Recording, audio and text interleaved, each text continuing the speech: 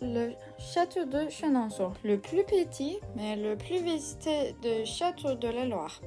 Le château est célèbre pour son emplacement pittoresque enjambant la rivière du Cher. Son histoire mouvementée remonte au XVe siècle lorsque le premier château fut détruit lors de la guerre de Cent Ans.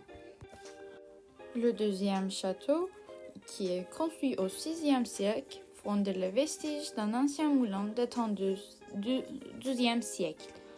En plus, le 12e château est un peu plus noble. Il doit son architecture Renaissance à Thomas Boulières. Le tour est un survivant de cette époque tumultueuse. En plus, le 12e siècle a aussi fut le théâtre de divers événements historiques, notamment les amours tumultueuses entre Henri II, Diane de Poitiers et Catherine de Médicis.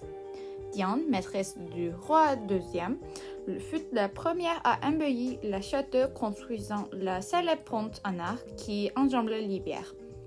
Après la mort tragique et assez violente de Henri II, en 1559, Catherine de Médicis met à porter seulement des vêtements noirs. Donc, elle a pris possession du château et entrepris d'agrandir et d'embellir la propriété. Elle a commandé la construction de la célèbre galerie qui surplombe la rivière, ajoutant une touche majestueuse à l'ensemble. Cette galerie avait beaucoup de fonctions. À la fois, elle était une galerie pour avoir des repas, à la fois un hôpital pendant la Deuxième Guerre mondiale, et à la fois comme un passage. Après la mort de Catherine de Médicis, le château est brièvement occupé par son fils, le roi Henri III. Et au début du XVIIe siècle, le château est accueilli par la Louise de Lorraine, Vaudemort, veuve du roi Henri III. Elle y vécut en reclus, portant le deuil de son époux assassiné et laissa peu de traces de son passage. Au cours du siècle suivant, le château a changé de main à plusieurs reprises, passant parfois par des périodes d'abandon et de dégradation. Cependant, au XVIIe siècle, sous la propriété de la famille Dupin, le château a restauré et rénové, retrouvant une partie de la splendeur passée. Pendant la Révolution française, le château a été saisi comme bien national et a été utilisé comme caserne militaire.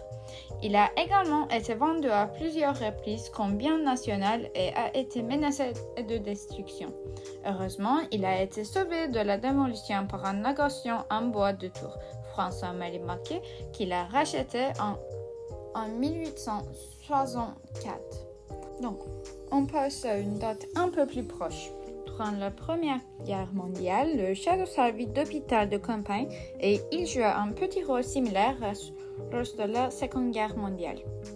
En plus, il faut ajouter que pendant la Première Guerre mondiale, le château servit de refuge pour de nombreuses douves altes françaises, sauvées de Paris pour le protéger des ravages de la guerre. Pendant la Seconde Guerre mondiale, il joua un rôle stratégique servant passage clandestin entre les zones occupées par les Allemands et les zones libres.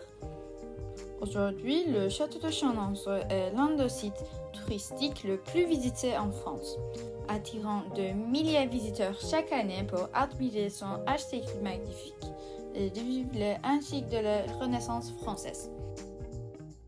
Le château de